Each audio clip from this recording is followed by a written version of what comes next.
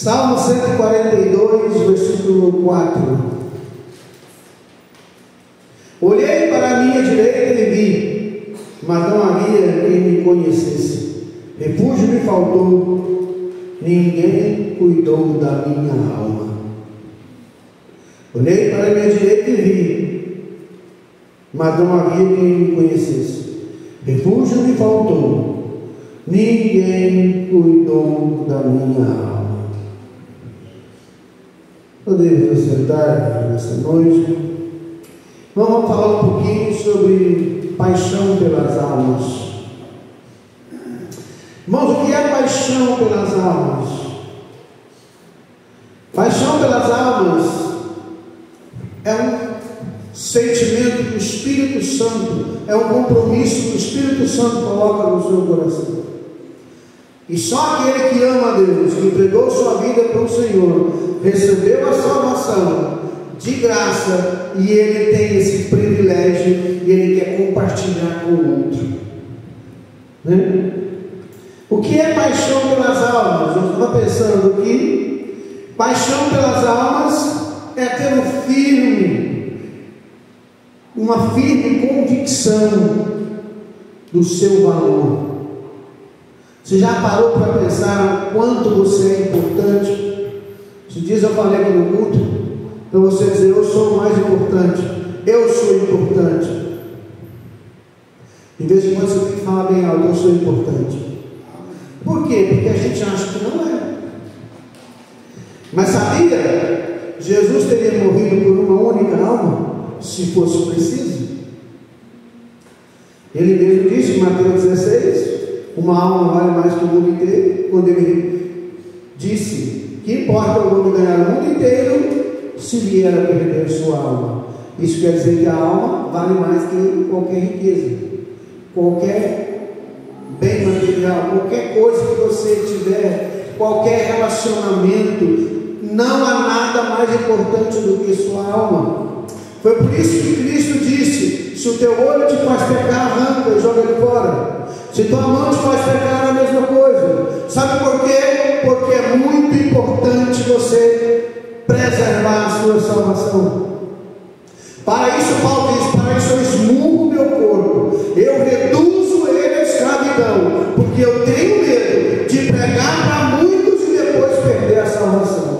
Porque a sua alma é importante, você é importante. Jesus então teria morrido por uma única pessoa. Sabe o que é paixão pelas almas? Lá em Mateus capítulo 8, versículo 5, conta que Jesus ia chegando em Cafarnaum. Mateus 8, 5, Jesus ia chegando em Cafarnaum, e um centurião chegou para ele dizendo assim: olha, Senhor, meu servo está em casa paralítico, sofrendo horrivelmente, tormentado, está com a vida atormentada.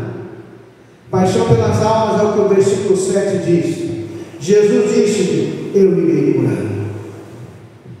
Aquele homem não estava pedindo para o seu filho, ele não estava pedindo pela sua esposa, ele estava pedindo por um criado, por aquele criado. Sabe quem era o criado? Quem lavava as roupas, quem buscava o gado, quem fazia os trabalhos domésticos, era um escravo. Quando a Bíblia diz aqui, meu servo, o original é meu escravo. Aquele homem estava preocupado com aquele seu criado que era importante. E nós estamos esquecendo que lá fora tem muitas almas que estão perecendo, estão caminhando pelo fogo do inferno. Eu preciso ter certeza, ter convicção. Eu preciso me alarmar com o perigo que as pessoas estão correndo de perder a sua salvação. Então, paixão pelas almas é você se colocar no lugar do pecador. Eu gosto quando Pedro e João iam subindo para a oração da hora nona, 3 horas da tarde, em Atos 2, lá em Atos, diz a Bíblia, que eles estavam subindo para a oração da hora nona, lá em Atos 3, e aquele homem ia pedindo uma esmola. O que Pedro disse? Olha para Deus. É interessante eu falar, olha para mim. Tipo assim, você está vendo? Eu fui salvo. Está vendo? Jesus me salvou. E quando Pedro diz, olha para nós, aquele não ficou olhando. Então Pedro fala, olha, não tenho prata nem ouro, mas o que eu tenho eu vou te dar. Irmão, o que você está dando para as pessoas? Você está falando do amor de Deus para o outro? O que você está fazendo para as pessoas virem para a igreja? Porque, irmão, Billy Graham, certa vez, ele disse assim, Billy Graham foi o maior evangelista do século XX. Faleceu há pouco tempo, com quase 90 anos ou mais de idade, americano. E ele disse assim, olha, a salvação é de graça, mas o discipulado custa tudo que você tem. Para você discipular uma alma, você tem que tirar tempo. Você tem que ir lá todo dia, você tem que orar todo dia, você tem que se sacrificar, você tem que estudar, você tem que orar, você tem que se dedicar. Não dá para você ser um ganhador de alma de qualquer jeito. Então você tem que ter paixão por essas almas. Olha o que está escrito, 2 Coríntios 12, versículo 15. Eu, de boa vontade, me gastarei e me deixarei gastar pelas vossas almas, ainda que, amando-vos cada vez mais, seja menos amado. Paulo está dizendo assim, olha, eu, de boa vontade, eu vou me gastar, eu vou me deixar desgastar, olha, eu vou me doar, eu vou me sacrificar em favor das almas dos coríntios, da igreja de Corinto, e eu tanto trabalho para aquele homem. Eu me gastarei e me deixarei gastar por essas almas. O que você está fazendo, irmãos? O que você está fazendo para abraçar as almas? Tivemos um culto ontem, não foi um membro da igreja. Cadê o seu amor às almas? Eu estava ocupado, eu estava cansado, eu estava com dor de cabeça. Você nunca foi trabalhar com dor de cabeça? Você nunca foi trabalhar com dor na coluna? Ou você toma um remédio e vai? Eu acidentei, quebrei uma costela, cheguei no hospital e fui desossar uma vaca. Por quê? Compromisso que não espera. Mas quando é para a igreja, eu estou cansado. Então quem especialmente deve exercer essa paixão pelas almas? Primeiramente, os pais. Irmãos, os seus filhos, você é responsável pela salvação deles. Não é a igreja. Não é a igreja. Ou é a igreja? Não é a igreja. É? Não. O que está em Provérbios 22? Ensina a criança no caminho que se deve andar. Enquanto for velho, não se apartará dele. Quem tem que ensinar isso? Pai e mãe. O pai e a mãe oram com o filho, o pai e a mãe oram com os filhos. Mas como é que os pais estão fazendo hoje? O pai compra todo tipo de brinquedo para o filho, dá o smartphone para o filho, e antes dos 12 anos ele não pode ter isso aqui. Isso aqui não é babá, não é para deixar para o menino entender, porque vicia mais que cocaína isso aqui. E cada vez que você passa o dedinho para cima aqui, vai liberando dopamina no seu cérebro, e aquilo ali te vicia. Isso é ciência. Ah, pastor, não acredito. Mas não é, você não precisa acreditar. É ciência, é sério, funciona. O que os pais estão fazendo hoje? Escola dominical, não dá para trazer os filhos. Irmãos, você tem que se sacrificar. Já contei esse exemplo aqui, vou contar de novo, porque é importante. Nós estávamos em Goiânia, nem sei se era na nossa igreja. Estava numa igreja lá, e na igreja lá, eles começaram a dar aula de bateria, nós estávamos de bateria, o outro estava de guitarra. Lembra essa história? A mãe queria que o filho aprendesse. Insistiu que o menino ia, não foi. A mãe foi. 50 e tantos anos, aprendeu a tocar bateria. O menino ficou, nossa, eu devia estar lá. O menino começou a ir. Quando ele começou a tomar gosto, a mãe largou e passou e só levou ele. Sacrifício, irmãos, em favor da família. Sacrifício em favor da família. Os pais são responsáveis pela salvação dos filhos. Os pais são responsáveis pela educação dos filhos. Escola dá conhecimento, educação é pai e mãe. É por isso que nós estamos vivendo uma geração que não tem educação. Chega, não cumprimenta. Bom dia, boa tarde, boa noite, a paz do Senhor, ninguém fala mais. Entra de cabeça baixa, sai de cabeça baixa. Se você quer ser de cabelo, saiba de uma coisa. Você tem que largar de olhar para baixo, você tem que olhar para frente. Você tem que olhar no rosto de todo mundo. Você tem que cumprimentar todo mundo. Você não quer ir para o céu? Como é que você vai para o céu sem amar o próximo? Pastor, o que tem a ver uma saudação com amor ao próximo? Tem muito, irmãos.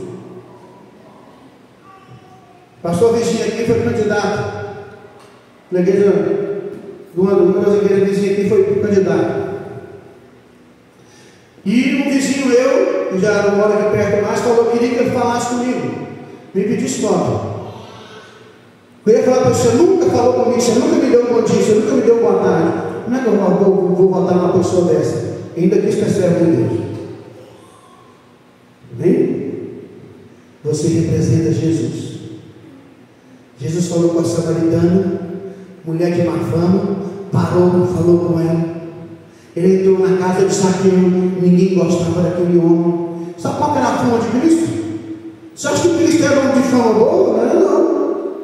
Qual era a fama dele? Beberrão, né? Lutão, que ele comia, entrava nos banquetes, se associava a pecadores, mas todo lugar que ele entrava, as pessoas transformavam. Ele era amigo de publicanos e pecadores da Bíblia, mas ele mesmo disse: fica tranquilo, as obras falam por si. Ele entrou na casa de Zaqueu, Zaqueu foi transformado. Você precisa saber, você transforma o seu ambiente. O ambiente, a Bíblia diz: a mulher sábia edifica a sua casa.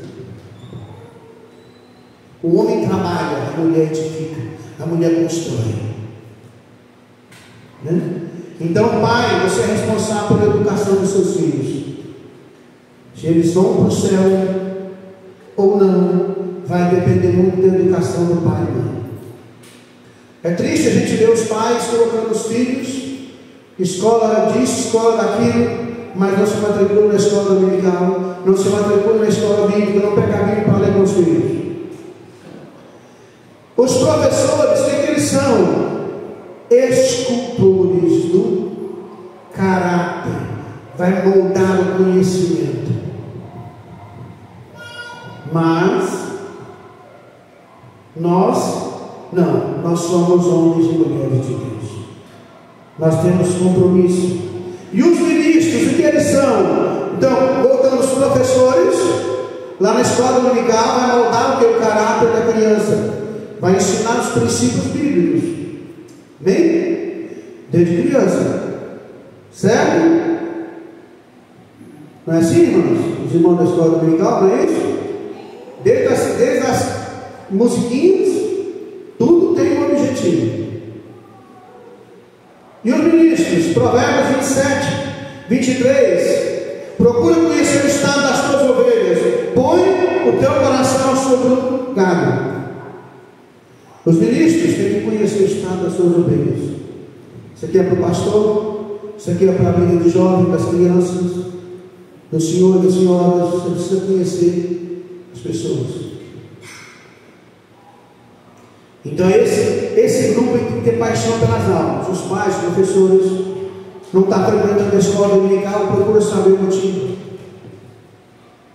Mesmo como está faltando aos cultos, nós temos que lá ver qual o motivo. O pastor, os ministros e os membros da igreja. Cada um deve se preocupar com o seu irmão. Meu irmão, tem muito tempo que eu não tenho culto, meu assim. Hoje em dia está fácil. Manda uma mensagem para ele. Liga para ele. Tem irmão que sumiu no trabalho dos senhores. Por quê? Porque não é importante mais para você? Porque a igreja é importante para mim.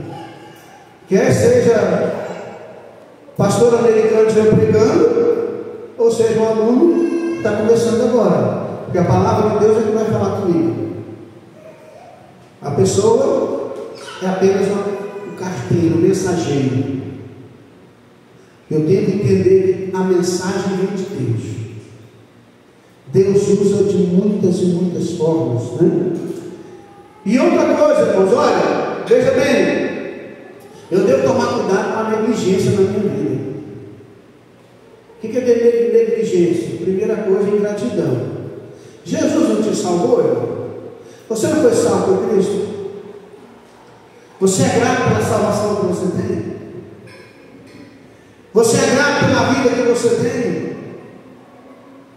Jesus te salvou? Leva a salvação para outros. Não é isso que Cristo diz: de graça receber, de graça dai. Eu preciso ser grato porque o Senhor transformou a minha vida. E eu quero que Ele transforme a vida do outro também. Então, irmão, o que você precisa fazer? Ter amor ao próximo.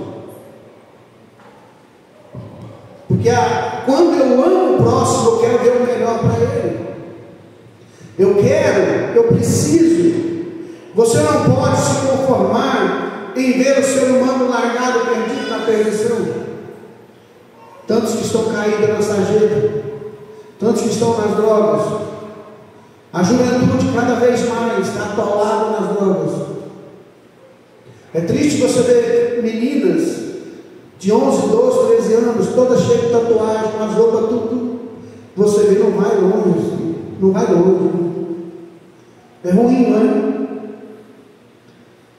Você vê jovens cada vez mais, que em Catalão quase não tem.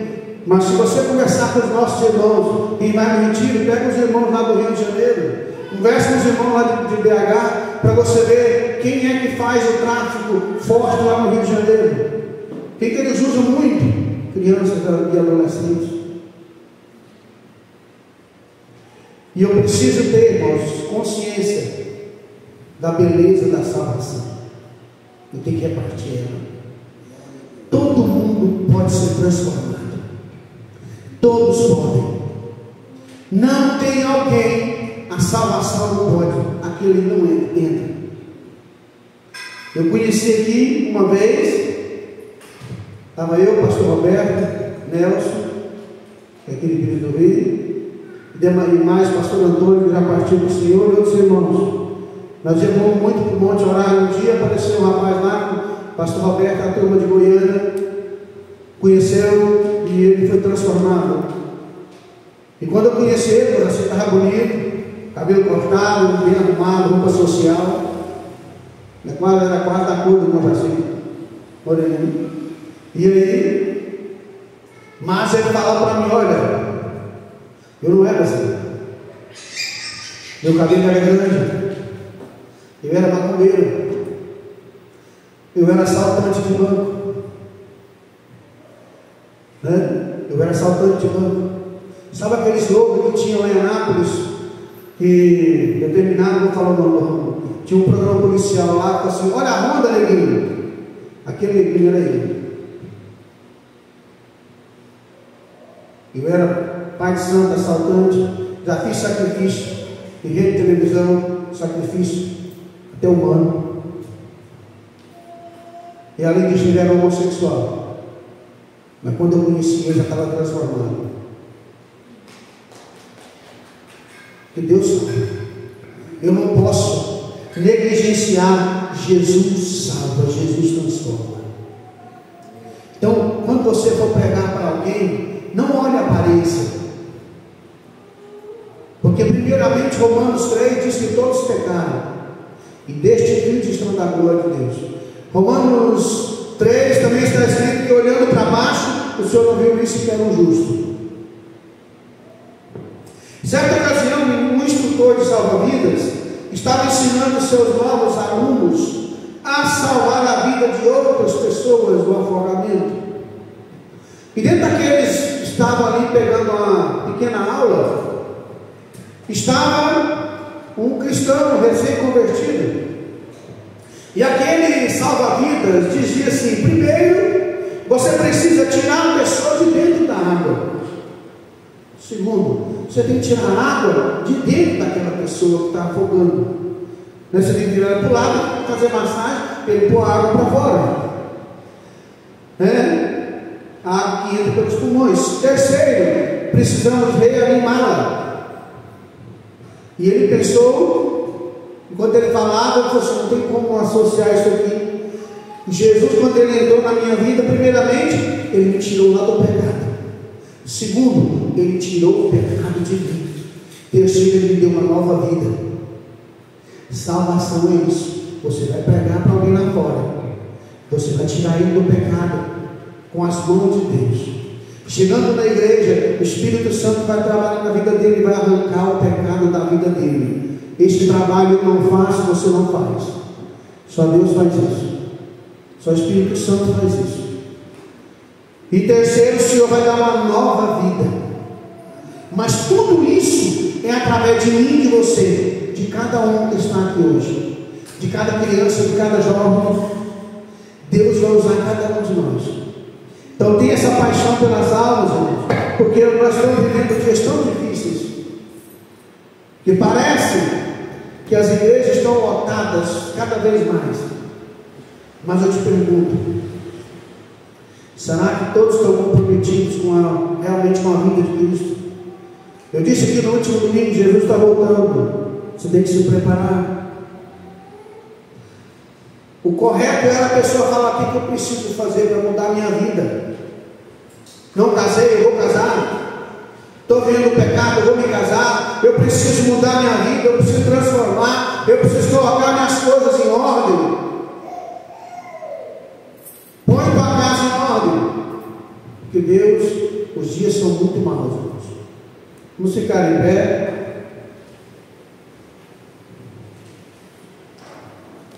Glória a Deus.